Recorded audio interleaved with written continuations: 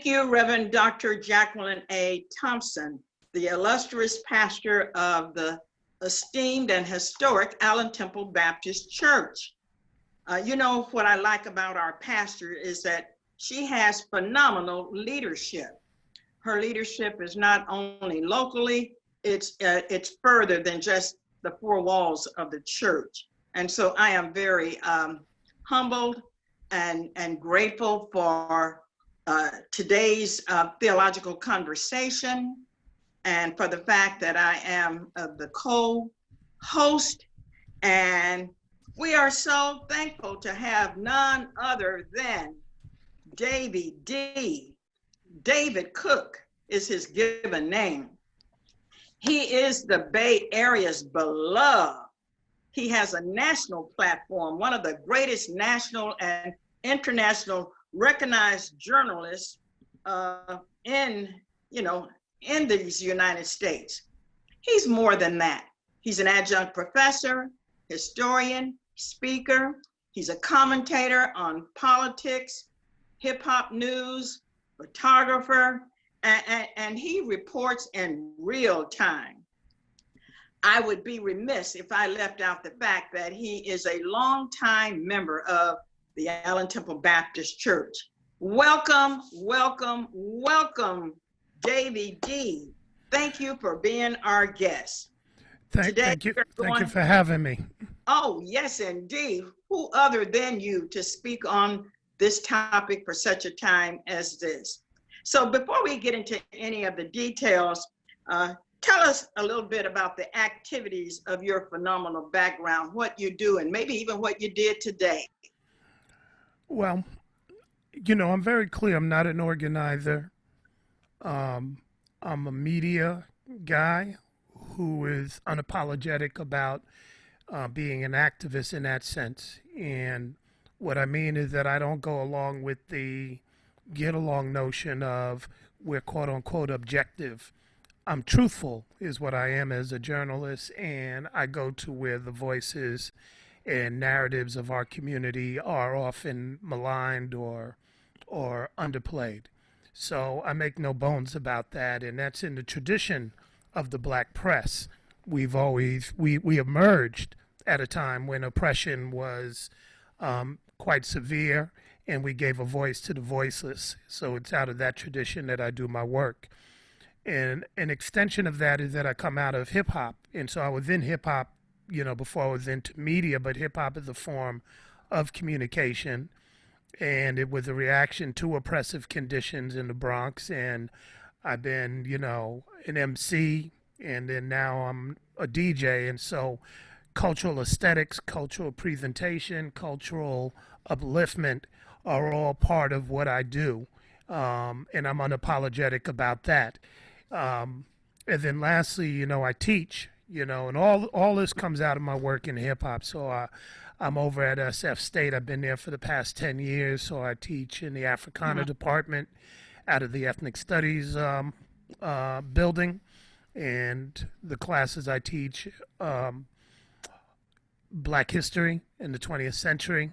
Well, actually more than the 20th century, but Black history, where I focus on the, not reparations. We do talk about reparations. Okay. Why am I forgetting the name? Reconstruction. So we talk about Reconstruction, the abolitionist movement, Jim Crow, all the way up to the civil rights and Black power struggles. I teach hip hop and social movements, and Black creative arts are among the topics that I cover in the classes that I teach. So that's a lot, and I'm a husband, and I'm a parent of 2 kids. So that's full-time job and then some. Hey, thank you so much for sharing a deeper thought of what you do. And absolutely, I get an opportunity on Sundays. Well, that is when we were open, to see how you would bring your children to Sunday school. I know that Deacon Reginald Lyles has been a great impressor upon your life here, here Right. at Allen Temple. So we really thank you. Your work is needed. It's appreciated for such a time as this. Thank you. Let's get started. Here we are in the midst of coronavirus. The death toll is high. The White House is in denial of the seriousness of COVID-19. There's police brutality. Just the other day, I heard Barr say there is no systemic racism. But here we are having the light shed in a dark moment in time in history through the continuation of the Black Lives Matter social movement. It's a modern day movement. And there are many ways that we bring about change through protests and so forth. And as we look back in history, Davey D, protests have always been political with a struggle for social justice. Justice is not given to the oppressed. We have to take it.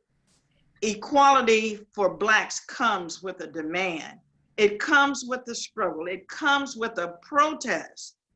We are living in a moment of a movement.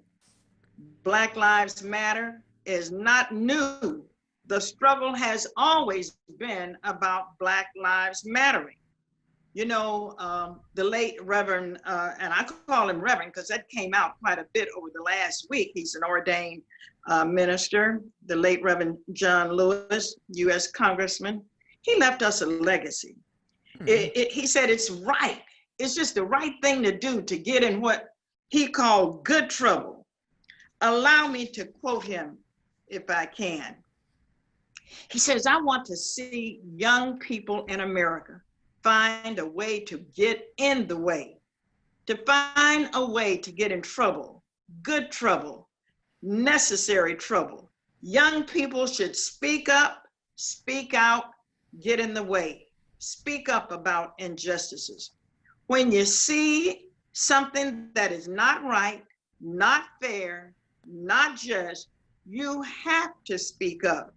You have to do something. That's the end of the quote. The murder of George Floyd came on the heels of Ahmaud Arbery and Breonna Taylor and so many, many others. Black people, along with white people, took to the streets. It was as if Fannie Lou Hamer was speaking, saying, we are just sick and tired of being sick and tired. So the Black Lives Matter movement stands on a long-standing historical tradition by and for Black people, for racial equality and social justice. In the 1960s, there were three major movements: the Civil Rights, the Black Power movement, and the Black Panther movement. There probably were others, but those three come to mind. And so the Civil Rights movement was a leader-led movement. Dr. Martin Luther King, Dr. Abernathy, John Lewis, and others was based on the ideology of nonviolence. Several of their protests gained national attention. The Birmingham bus boycott, the March on Washington, and the Selma March for voting rights. Peaceful, and I want to stress, peaceful protesters were crossing the Pettus Bridge that resulted in Bloody Sunday. They were marching for voting rights. Police officers under the direction of Bull Connors, and I stress that because that hasn't stopped, this violence against peaceful protesters. They were beaten with billy clubs, they were maced, fire hoses were sprayed on their bodies, dogs were sicked on them and bit them, horses trampled them. It was vicious, it was brutal, and some died. Well, back in the 60s, the social movements kind of split. The Black Power movement, some of the leaders split from the Civil Rights movement. A nonviolent movement, like I said, was led by, Dr. King and a few others. But some of those that started out that way said, no, we're not going to take that abuse. we're going to return violence with violence. They weren't going to start it, but they were sure not going to take it. People like Stokely, Carmichael. So a nonviolent movement, here it was fighting for equal rights, but the other movement, and I don't want to say it was violent, they just had a different approach to going about, equal rights and justice. So I want to know from you, when I look back, what are the similarities? Oh, I didn't talk about the Black Panthers. Here we are with the Black Panthers. That was right here in Oakland, started by Huey Newton and Bobby Seale. They did a lot of good work. Out of the Black Panther Party came free breakfast programs, food banks, health clinics, rides to the voting polls, the 10-point manifesto, and so forth. So they've gotten a bad rap, but I want us to understand that that is part of what the FBI did. So I ask you, Davey, we're in a continuing struggle for Black Lives Matter. Open up this discussion as it relates to their principles, what they stand for, how it was founded, and what are the similarities and differences of the Black Lives Matter movement, and maybe I should say some of the previous, movements such as civil rights and the Black Power movement.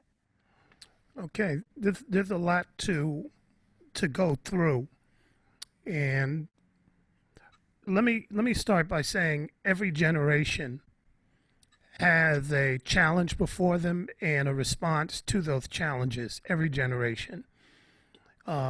Some of the responses to economic, political, social challenges will be televised, and some of it will not.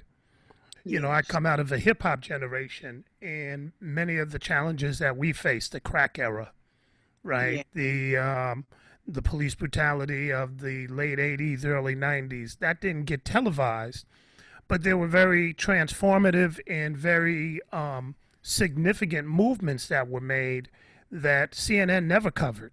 That wasn't going to be the thing that was talked about. So, for example, the crack era, there were meetings that were held in many parts of the country with a younger generation that said, what can we do about this?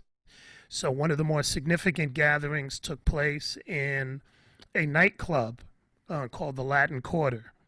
And the artists of that day, along with community leaders, some people you know, some people you don't know, who came from past movements, had what they called the meeting of the minds. It was a series of meetings, and there were commitments and promises made out of those meetings. Among those promises were that the artists were going to focus on dealing with black-on-black crime.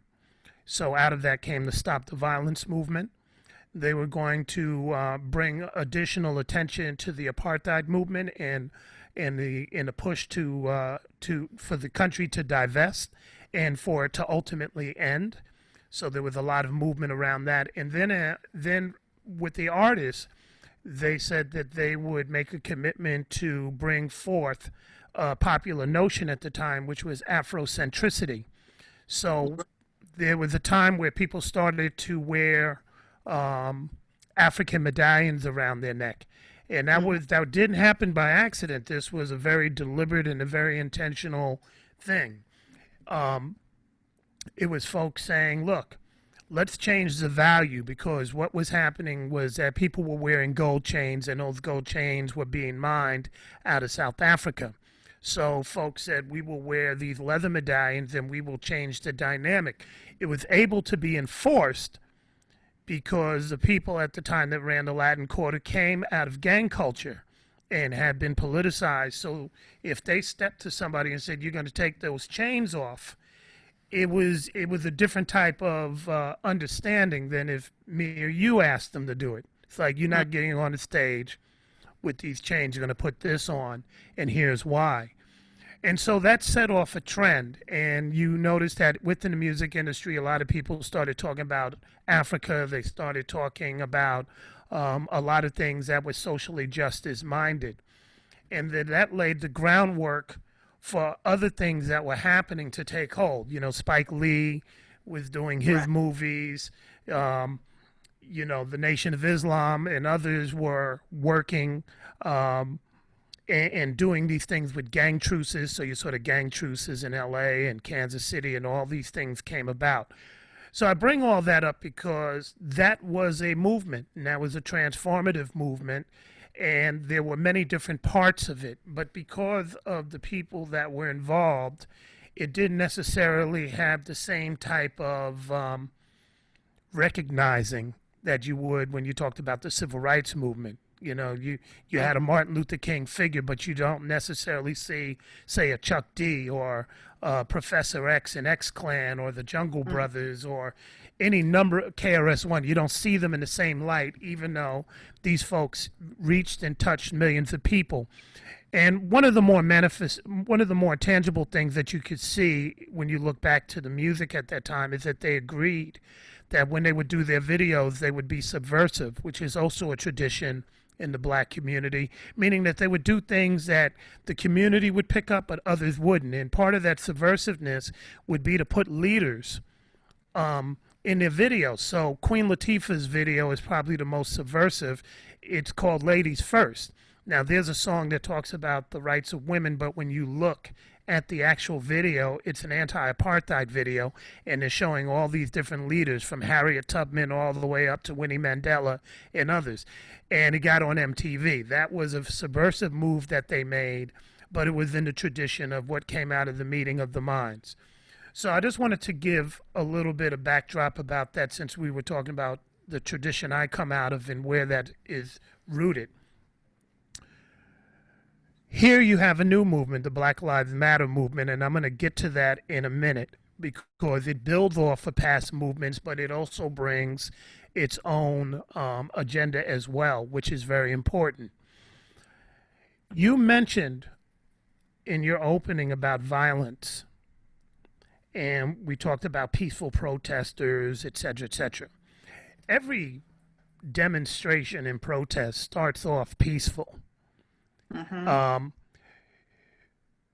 We don't want to get caught up into this notion of violence versus nonviolent movements without having a full understanding that nonviolence during the civil rights era was a very intentional tactic that was designed to bring media attention that then would leverage folks to get maybe legislation passed. That's important. It wasn't like Martin Luther King and those guys were punks. It wasn't like they didn't carry guns, because they did, to protect themselves. Absolutely. Once they were out of the movement spotlight. But they understood that there is, I'm going to use the word political theater. So we're going to put on our Sunday best, which you did, and if you're down south in Alabama or Mississippi, wearing your Sunday best in 90-degree weather that is humid is not an easy thing to do. But they knew that if cameras came on them and you would see this contrast of people in their Sunday best being beaten, that it would make the United States look bad in the middle of a Cold War. So they understood the dynamics of what was going on. So the U.S. is telling the world, hey, you all can't practice socialism, you can't practice communism, we're the beacon for democracy. And then you had this contradiction of people who were dressed nicely, kids being sprayed with water hoses and all that. You talked about John Lewis, who passed, but remember C.T. Vivian, Martin Luther King's field marshal, also passed the same day. And if you look at his speeches, he said they sought out the confrontation. He said that's what movement meant, so that you can heighten that. And so I bring this up to say that when we talk about violence, remember that all these movements were violent. They had violent responses to them. So King and his cohorts marching down the street were consistently being beaten by police and by white supremacists. The SNCC folks, which John Lewis came out of, Student Nonviolent Coordinating Committee, were constantly being beaten, right? Whether they were doing the freedom rides, whether they were with Diane Nash and others doing the sit-ins and lunch counters. This was a daily occurrence. So all these movements were violent, whether it was black soldiers coming home who were armed and they would protest as they did. They were beaten and hung. So the question becomes, what are the tactics that you use? So when the Panthers and others came along, the Black Power movement, they just had a different tact. Their tact was that we will hit back if you hit us, right? Absolutely. But remember, some of this was in northern cities, so the dynamics was different. And King found out very quickly when he went to Chicago that it wasn't Jackson, Mississippi, it wasn't Birmingham, Alabama. And so you see him walking with the gangs of Chicago, like not the Vice Lords, but the Black Pea Stone Rangers. He met with them. Right? Mm-hmm. He saw that there was a whole different type of violence. It was the worst violence he ever seen. So different tactics, different geographies, different generations, and I just want to put that out there. Same thing with the Panthers in their response to everything. Again, they weren't going to turn the other cheek, but again, it was a tactic that was used. And I bring this up because when you look at all those movements, what they had in common was a love for black people. They Yes. had a desire to bring about a better tomorrow, and Absolutely. every last one of them were in service to their community, and they had political ideology. Some of it differed from the others, but, just talking with Erica Huggins and the Panthers just earlier this week, they had their survival programs. We will do free breakfast. We will do schools. We will do sickle cell anemia clinics. So they were in service to the community.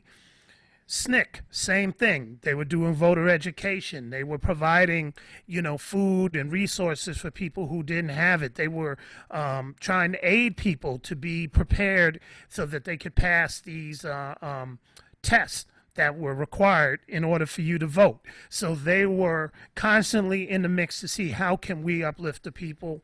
And the same thing with King and the SELC headquarters.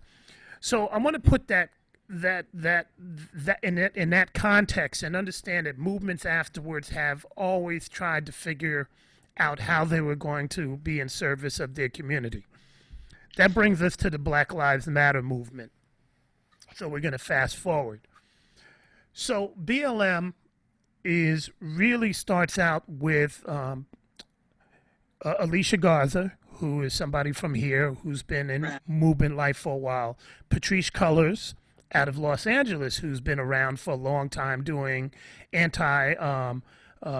abolitionist type work, trying to reform and deal with the sheriff and the police departments down there, and Opal, and I always mess up on Opal's last name, but so those three, and they responded to Trayvon Martin being killed, and they did a hashtag called Black Lives Matter, and it kind of caught on and took off from there.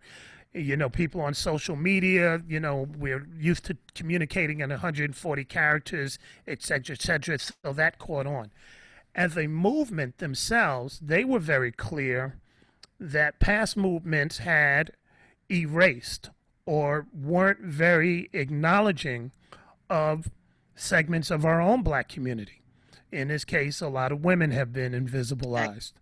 There's an LGBT community that is very vibrant and has been involved with all our movements, from the Bayard Rustins to the James Baldwins to you name it, the Audre Lordes, all these folks who did transformative work that have almost been erased. And so they were like, we're going to make sure that these narratives are uplifted, not to mention at the time, many of the people who were in different cities kicking up dust came from those backgrounds. They were LGBT or they were women.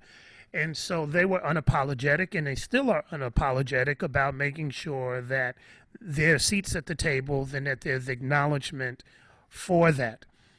So that's a service to the community, and it also means that when you say Black Lives Matter, it has dual meaning. On one side, it means Black Lives Matter. You're not just going to kill us and just keep moving on. We're going to make sure we're centered, but also within the community, Black Lives Matter, all black lives, whether it's Breonna Taylor or whether it's George Floyd, it all matters, and we all have to speak to it. And so that's part of what I see, and and I understand. So now we're at a point where,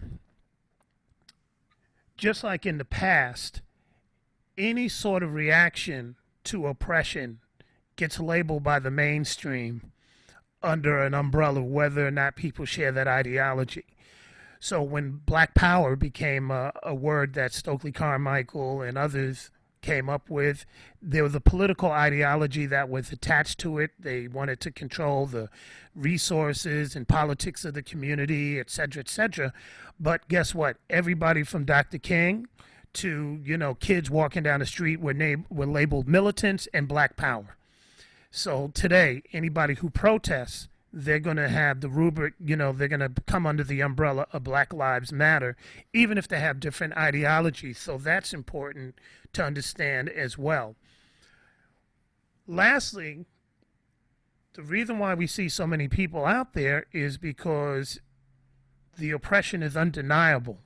We saw it more recently with the economic inequality around COVID, when people were stuck at home. Many people didn't have jobs, and they saw that they didn't even get a stimulus check, right?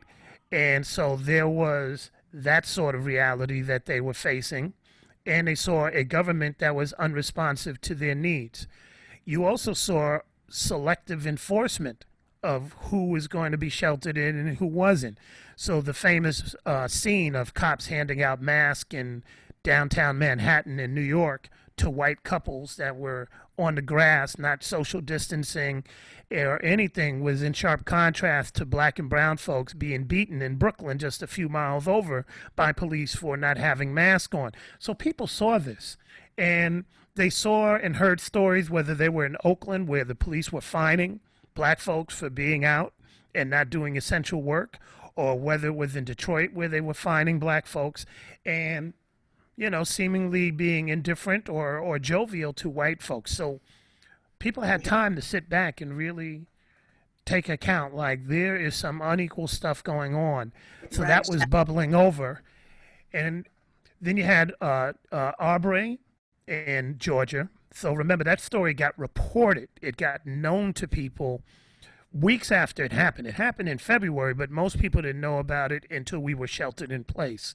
So there was angst and anger about that. Then you had Breonna Taylor. So that happens, and people are kind of sheltered in place, and they can't do anything. And, there's a lot of angst about that. Then you had George Floyd. You had that white cop who had, 24 complaints against him, with an Asian cop who, he had 24 complaints against him. You had the Asian cop that also had complaints, and you saw 6 people in the hood begging for them to let George Floyd go, and he put his hand in his pocket and he killed them on tape, and all hell broke loose. And here we are at this moment with people all over in the streets yelling Black Lives Matter and demanding some sort of redress. So I want to make sure we understand this picture, because as a journalist, people want to have a quick narrative that they can, a quick story that they can put out. So nobody wants to go in New York, this movement is with these people and this is the angle that they're taking. Down south, this is what they're doing. It's too much. It's not a 30-second soundbite. So you go Black Lives Matter. And then you kind of put everything into categories without going in depth. So they go, oh, defund the police. They don't give the explanation. And they don't look at the brilliance of the people who had a political ideology and a plan as to what they meant when they said defund the police, which meant take resources and move them to other areas so the police could only respond to a few things. So let me interrupt you for a minute there, because you're on a good roll there. But it was something that you said earlier. I believe that you and our pastor, your pastor, Dr. Thompson, both of you were at a rally this morning earlier. Tell us a little bit about that. That's one of the reasons she's not here. She's doing some other things, but that's an example of things we don't see, but people still have their boots on the ground. So we were at a rally or a press conference that was put together by the folks at the Way Church, Pastor Mike McBride, his brother Ben, and that whole and the faith-based community that sits around them. Pastor Mike comes out of my generation in terms of he has a hip-hop sensibility, but he's also been around the country. He's been to all these places from Ferguson to Louisiana. For sure. And, being present, helping folks, being of service, et cetera, et cetera. So here he is in a building that's been around for 40 years. They put up the Black Lives Matter sign. Now, Pastor Mike is known all around the country. Oh, absolutely. And they tried to burn the church down. There's no call from the mayor. In fact, the only mayor that called was former Mayor Gus Newport, who spoke at this rally. There's a dismissive response from the police chief, right? And it raised the question, were they responding to the Black Lives Matter sign, or was this fire set because they've been calling for the defunding of police? They've been strong voices and advocates and support systems for this movement, and they've been having impact. So that's where, a couple of hundred people were this afternoon, listening to them speak and lay out this history, very similar to what I'm talking about in terms of understanding that the violence is usually perpetuated onto people, not the other way around. And just reminding us that when you have people who are very impactful with their movements, there is a response. And we are seeing that response on all cylinders.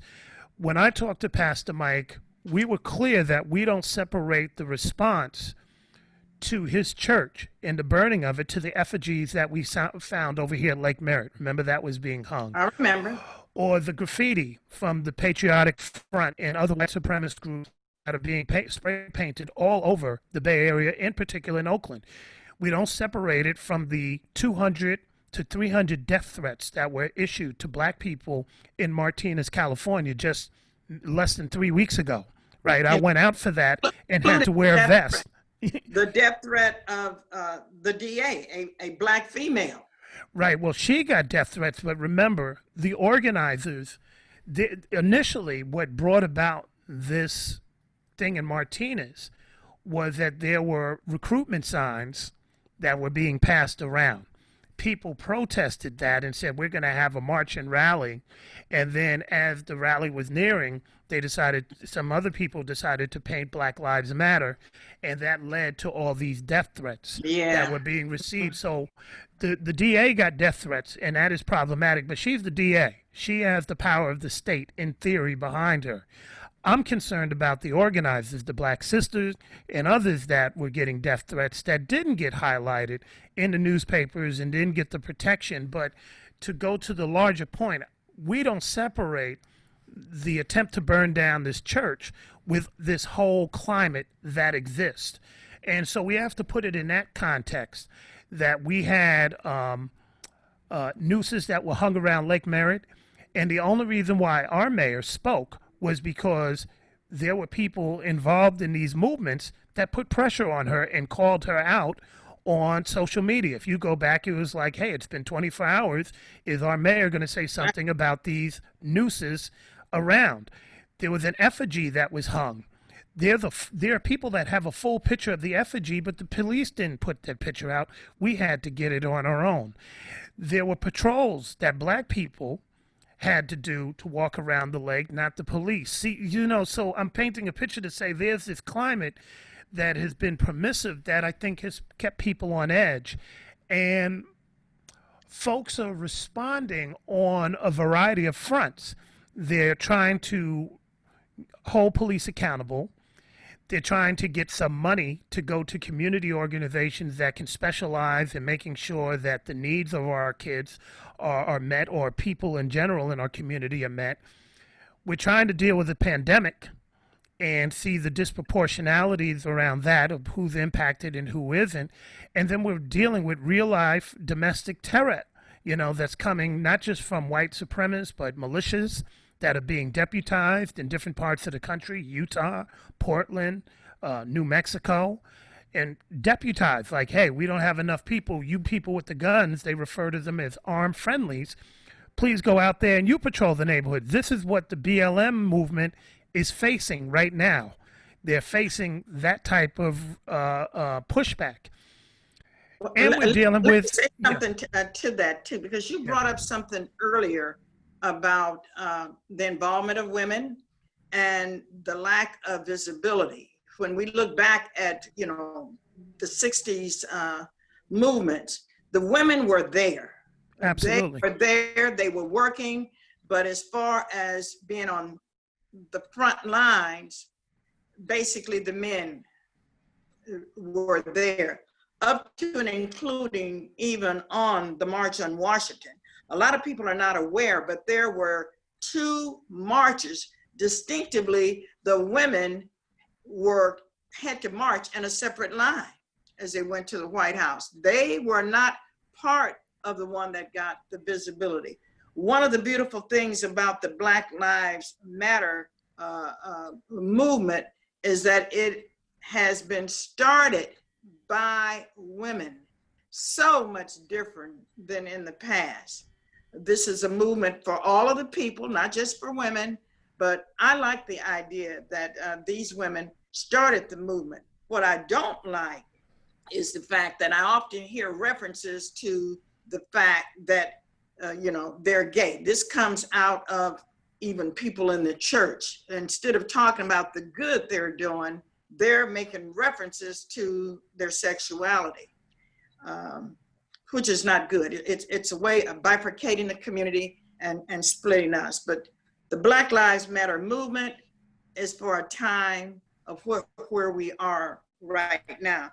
Let me ask you another question too. Mm-hmm. You are in, like you said, the hip hop movement, and there are different ways that the music has been expressed.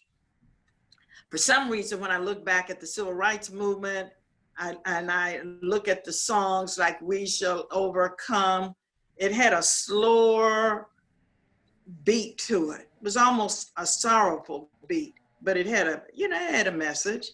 And then when you look at the Black Power movement, James Brown hit it and said, "Say it loud, I'm Black and proud." Now you have, who are these guys here that talk about some of the rappers? They explain themselves in a way that talks about police violence and other things.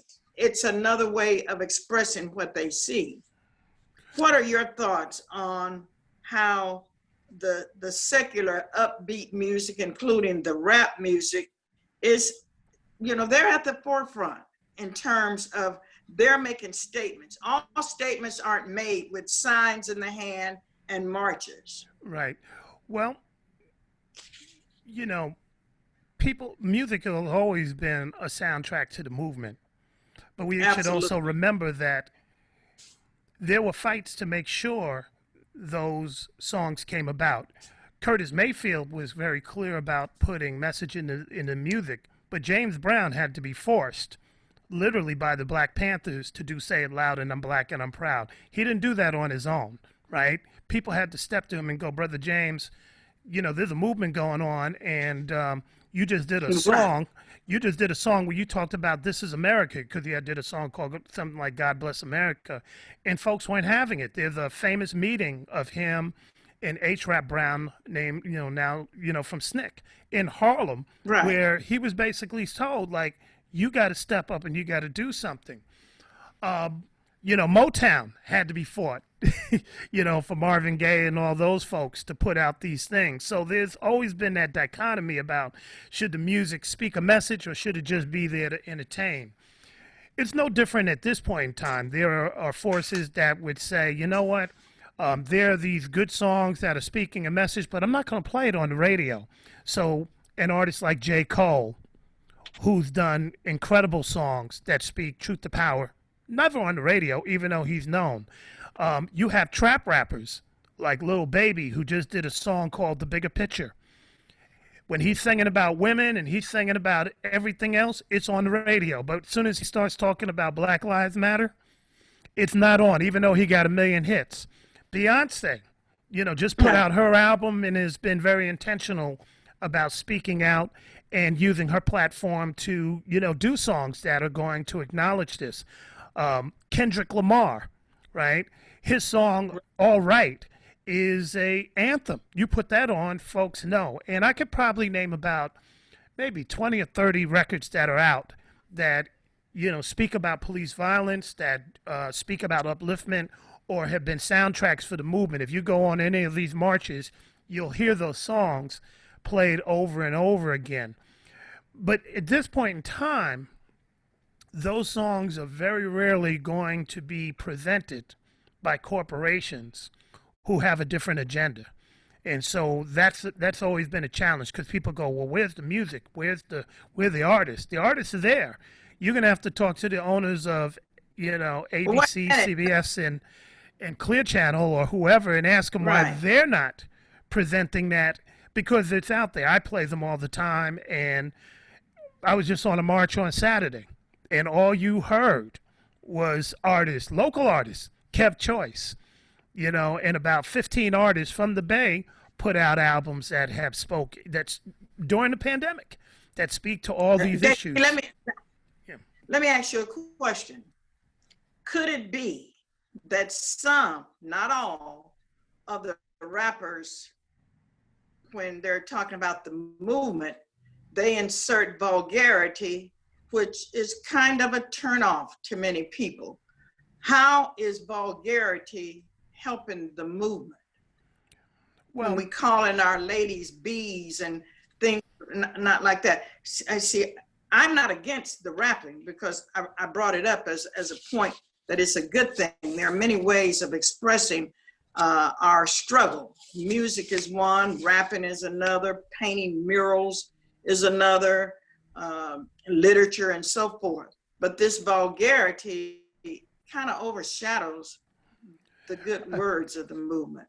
I don't think so. I mean, my parents' generation came up with Red Fox and Richard Pryor, Millie Jackson, Dick Gregory, who I used to have on the show all the time, could curse with the best of them.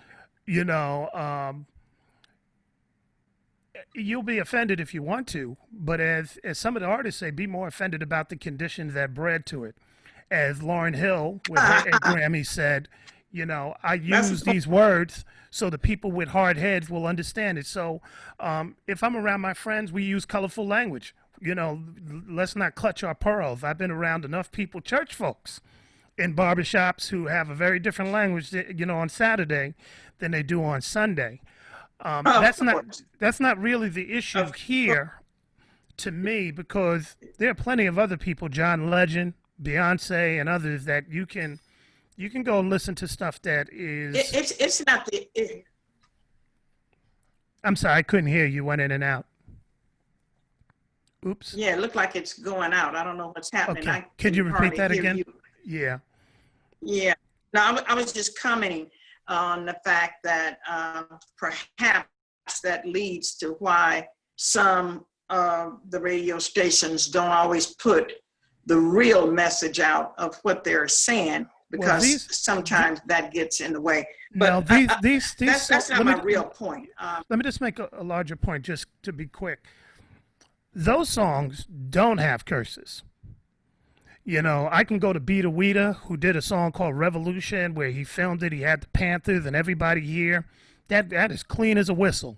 He did a song about uplifting women, clean as a whistle, right? So, and radio stations, I worked at, Clear Channel and all that. We played dirty records and we cleaned them up, right? So there's always a clean version that you can play. So there's not really, I don't give them an excuse for that. They just don't want the message of empowerment. I had an old boss say, if we play a record like this, it was a song called Brown Skinned Women. He said, not all our listeners are brown skinned women, so I don't know if we don't want to offend them. So now you don't want to offend people when they're being race specific and they're talking about black power, fight the power. But if they're talking about, somebody being on a corner and you pimping them, then you have no problem doing that. So it's a real contradiction, and it's one of the many fronts in which people are challenged on, when we're trying to say we're going to make a way out of no way and be I think unapologetic about it. I noticed that we were talking about the civil rights movement. We were talking from a historical perspective of the civil rights movement, the Black Panther movement, and the Black Power movement. They were leader-led. However, Patrice Collier said that the intent of the Black Lives Matter movement was to be leaderful. In other words, everyone could be a leader.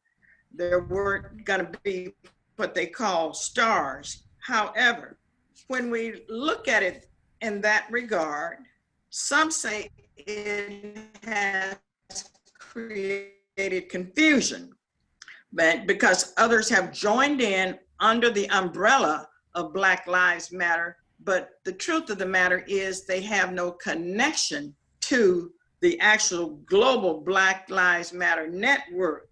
So what are your thoughts on this leaderless organizational style without, leaders? Is there potential confusion? There's always leaders, even in the leaderless movement. I mean, what they're building off of is Ella Baker saying, if we have strong people, we have strong, leaderful people. So you don't need to have like a Martin Luther King type of figure, a Jesse Jackson type of figure. That's been that way for a very long time. I started off by saying I'm not an organizer. I'm very clear. I'm a media guy. But my commitment to the movement is that I create space for organizers and people who do that other work to come in and speak. I don't try to insert myself to be the leader of a movement, even though I have media access. And I think what gets confusing now is that we have people that have been granted media access, and because they're visible, they're presumed to be leaders. And so I think you have to be very intentional about how you position yourself. And also, we all have to understand that the media likes to have everything in categories. So, for example, I often get calls because I'm visible. Oh, well, why don't you come and speak on Oscar Grant? No, you want to talk to Cat Brooks, or you want to talk to Cephas Johnson, or what have you. Well, their response is, we don't know them, but we know you. So my responsibility is to do one of two things when I'm in that position. Either one, bring them with me. It's like I'll come on the show, but they're going to be with me. Or two, you make sure you check in so you can go, what are your talking points? So you're accountable. And you record it. So when you come back, if you happen to be there, you can answer to somebody. These are their 3 points. It wasn't just my opinion, but you were connected to a larger movement. And I think most of folks that are in this generation, they operate from that standpoint. It gets lost in the translation because many of us, including people in the movement, respond to what we see on TV, and TV has a way of seducing us into seeing something that isn't. So me and you can go on CNN tomorrow, and they could put the chyron underneath us, say Black Lives Matter movement, leaders, and people will respond, say they must be the leaders. But we might not have enough juice to get 10 people to come to the grocery store with us. So that would be, I hope this is making sense. So we have to be clear about media stars, celebrities, and organizers, and activists who are committed to the struggle. And I think that's hard for a lot of people to get around, because we've had some dynamic people in the past who were both. Dr. King was a good spokesperson, but he was also a good organizer. But we should never forget he had a team of people, and he couldn't have done what he did without having all those other people, that church that was behind him. We should know just from being church people. The church falls apart if you don't have the workers, the day-to-day folks who schedule, who do the day-to-day stuff. It doesn't matter if it was Pastor Smith there or if it's Pastor Jackie. It falls apart if there's no team. And so even with the BLM movement, there is a team that is in the wings. We're looking for somebody to be who's the main person, and they're very intentional of saying, nah, there is no main person. You can talk to all of us, and they should be on point. The vulnerability, of course, is that anybody could jump in and say that their Black Lives Matter and say something crazy and everybody will respond. But the only reason why we know about them is because the media then will pick and choose and highlight that person, give them airtime and elevate their voices when they know better. I know as a journalist, I know better. When I was at that conference today, the press conference, I knew who I could talk to. There were lots of people there, but I knew there's Ben McBride, there's Mike McBride, there's Pastor Jackie, there's so-and-so, there's, but as a journalist, I can go to somebody down the street who could say, yeah, I run a church too, and they could talk crazy, put them on prime time, and derail everything that they did this morning in their conversation. So we have to understand that media, corporate media will do that a lot, but if folks are really about their business in the community, folks will know the difference, and that's where we're at right now. Well, to me, and you're so correct. And one of the differences that I was trying to bring about, because the Black Lives Matter movement is global. It's everywhere. I mean, all 50 states, people were marching. There has been infiltration on the part of white supremacists that have been holding signs, but some of them, and not just them, they have a different agenda. And so when we look at 50 states and you look at CNN and you see a shot from Atlanta, then you run over to Atlanta, you come to, the Bay Area or wherever, some of the people are really not of the movement. That's my point I'm trying to make. Every person that speaks Black Lives Matter is not of the movement. Let me move it to this. I was watching the homegoing service of John Lewis this morning, and speaker after speaker mentioned young people continuing the struggle. They mentioned Black Lives Matter. I shed tears for yesterday and today. I really was moved by not just the service, but just everything that was going on today. Because I see Black Lives Matter as a continuation of the struggle. We are under the struggle for human rights and dignity. Then we're under the struggle of a president and his administration that sanctions police brutality, white supremacists. They're all fueling hatred.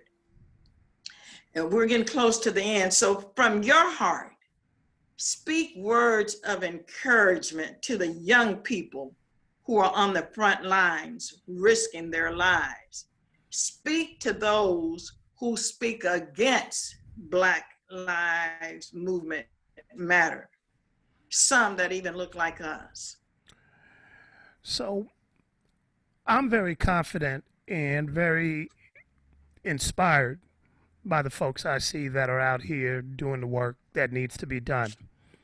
They're politically astute, they have strategy, and they've been doing a lot of things. The marches are just a visible and an intentional visible aspect of it, but it's by far not the only work that they're doing and have done.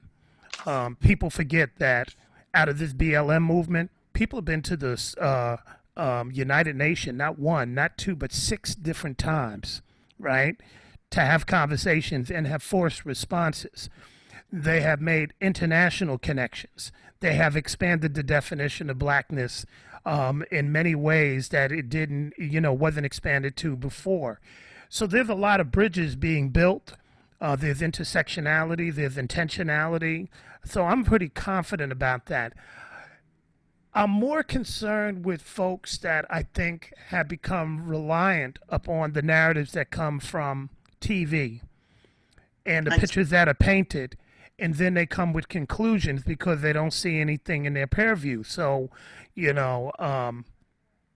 For example, you mentioned earlier about not everybody who speaks Black Lives Matter is for the movement, but not everybody who marched with King was with King. Not everybody who loved the Panthers was with the Panther. All our movements are infiltrated, and we got to know that. History knows that, and I think that people in BLM know that there will always be people who will try to take it in another direction. But I think they've also learned the lesson, and they understand that you organize around principle and around issue and not characters. So that is where I feel most hopeful. As long as people are walking down these streets and they can get behind, the goal, which is to transform at least immediately the police departments, then let's go. Let's go for that. As long as people are sitting here and understanding that Black death and Black pathology is nothing to be celebrated and that we should have zero tolerance for that, then let's celebrate and push around that. Exactly. And I think as we move forward, what we can do is be very intentional about having conversations like this and doing what the Panthers have done and what I see many people in this movement doing today. They will sit in circles, they will close the door, and they'll have political education, they'll have political discussion, and they'll know the difference between socialism and communism and Marxism, and they'll know the difference between being radical and being reformist. They'll have a strategy on how to reform sometimes and a strategy on how to be radical. They talk about evolution, what does it mean to be an evolutionist? All these words that have come up are out of this movement, but it's coming from a place of people who are very dedicated and very committed to moving the needle forward. And I think that's where we're at right now. Yeah. Well, our time is drawing to a near, and I do want to say this, and those are great words of encouragement. We know that God is everywhere. Mm-hmm. God is in this movement. And when I look at Proverbs 31:19, it is a reminder for us to open our mouth, judge righteously, defend the rights of the poor and needy. And I would look at these foregoing movements that we have talked about are the voices that speak for, and I don't like that word voiceless because we all have a voice. Maybe we all don't have a platform. Yeah. But they speak against police brutality, economics, health, and so forth. It is the work of the ministry that Jesus Christ did when he came here, and he spoke of his first sermon was Luke 4:18, when he said, "The Spirit of the Lord is upon me. He has anointed me to preach good news to the poor, to the brokenhearted, to release those that are in captivity of the oppressor," and so forth. I believe in my heart of hearts, and I believe you share this, that all of these movements have been the work of what Jesus Christ came to do in Luke 4:18. We do marry in theology, sociology, and contemporary issues in this conversation. And I just wanted to say to those out there as we end our conversation, I encourage you through the Word of God. The Bible tells us not to grow weary in well-doing, for in due season, that's what it says. It may not be here. John Lewis fought his fought. C.T. Vivian fought his fought. Pinckney, as untimely as that looked, fought his fought, and so forth and so on. We're fighting our fight. But the Bible tells us in due season, if we don't faint, we will reap. And that's what I want to leave the people with today. May I close us out in a word of prayer? Yes, you can. Gracious God, we just thank you for this beautiful day. I thank you for the life of my brother, Davey D, who is he's on the front lines in many ways. And I just thank you for his wisdom, his knowledge, his encouragement. I thank you for our pastor, Dr. Jacqueline A. Thompson, who is a hero of her own. She's on the battlefield. I thank you for the workers in the Black Lives Matter movement. Some are seen, some are not seen. God, we ask that you continue to encourage us so that, as the word says, don't grow weary in well-doing. In Jesus' name, I leave you with this message. Amen. And good evening, everyone.